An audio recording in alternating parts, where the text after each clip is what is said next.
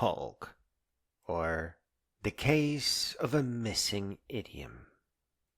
Today, in my lifelong pursuit of mastery of English, or at least the hope of, I've learned about calques, or loan translations in context of linguistics.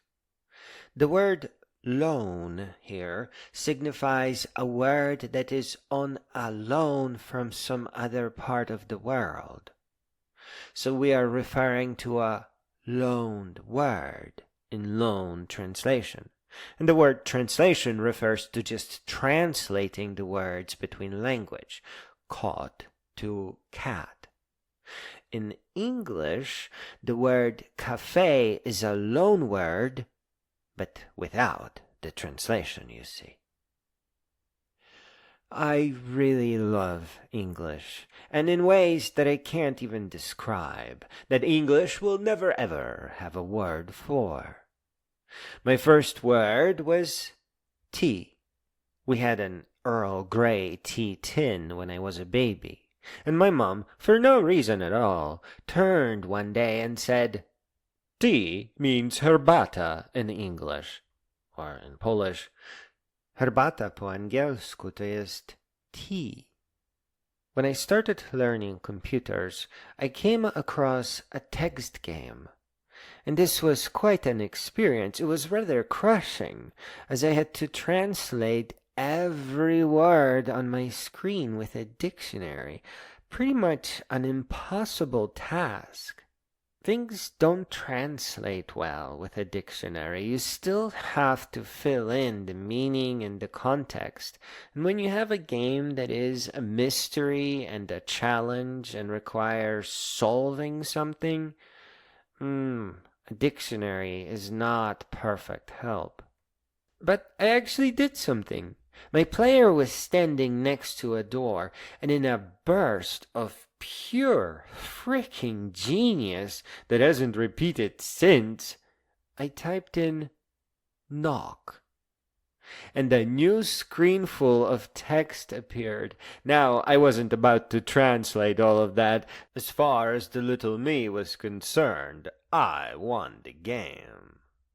I would have picked up the word knock from Teenage Mutant Ninja Turtles or some other program on the Sky One British Sky Broadcasting Network.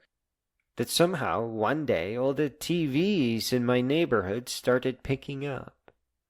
I just knew a few words back then, but wow, it was already pretty magical. The next few words I learned from programming. Print, loop, and plot. Print allowed me to print text on my computer screen, back then a TV, and Simon's basic plot helped me to experience the joy of putting a freaking pixel on a television set.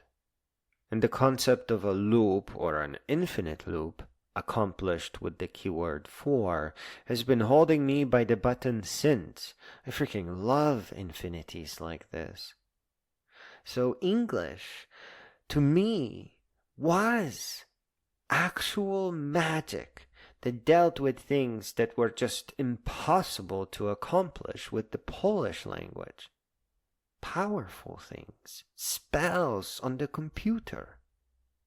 But there is a but, and it is very complicated and frankly quite impossible. English is missing an important idiomatic phrase, having a cat, which where I come from means losing one's mind, but without it being an insult. It's just something you say and get away with. It's kind of just fine. Because it's being said in a silly way. Not exactly a negative way, though, of course, it's not a positive thing to say about a person. Let's just use an upset lady as an example.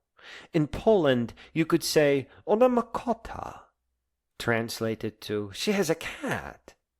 And it would mean that this lady is someone you have to watch out for, because trouble may be headed your way. And there are so many layers of complexity here, culture and linguistics and everything else, that it's all darn near impossible to explain. The phrase does have to be said in context of someone acting in an irrational way, and not as a factual statement, not as stating an observation, but as casting the words into the wind with a little bit of disregard. She has a cat. She has a cat. She has a cat. Ona makota, ona makota, ona makota. So it's not a regular way of saying ona makota or she has a cat. It's she has a cat. But in English, it just sounds like the idiom could never stick.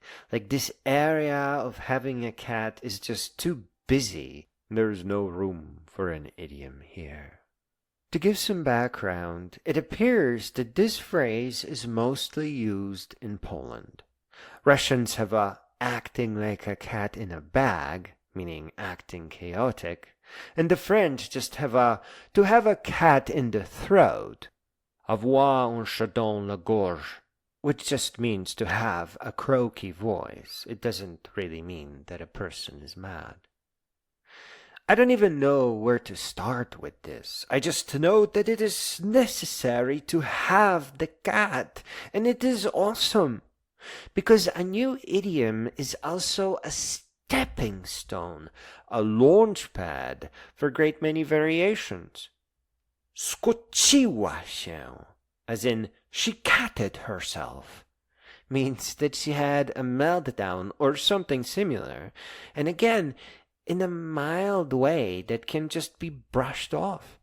If the lady overheard those words, she would think you're a little weird and wouldn't think much of them at all. Perhaps a better example would be calling someone an old cat. In American English, that may signify experience or need for sleep.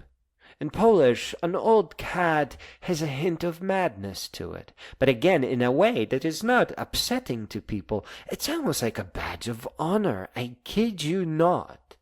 It's almost like old fox, but without the strict emphasis on cleverness that fox tends to carry most of the time. And of course, transferring an idiom is a natural, emergent process. Bringing it over manually is impossible. And as an English speaker now, it does seem like she has a cat. Doesn't really have a room for another meaning.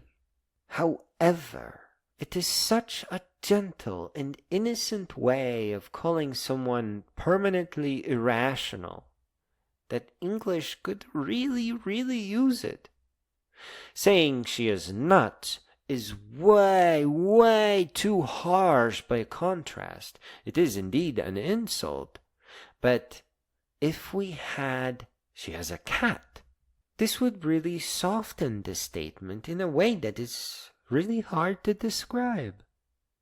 I can't imagine manually transferring an idiom from another language, though if there is a way, talking about it a little bit is probably a good start. Personally, it is just a really strange thing when an idiom is just taken from you. I have a permanent emptiness in my English language. It is indeed a bizarre feeling that I just can't say someone has a cat, and I just don't know how to fix it. It's weird. The English just does not have the right equivalent, and certainly not with a creature as cute as a cat. I'm lost for words. I'm almost getting a cat from it. Prawie od tego kota dostaję.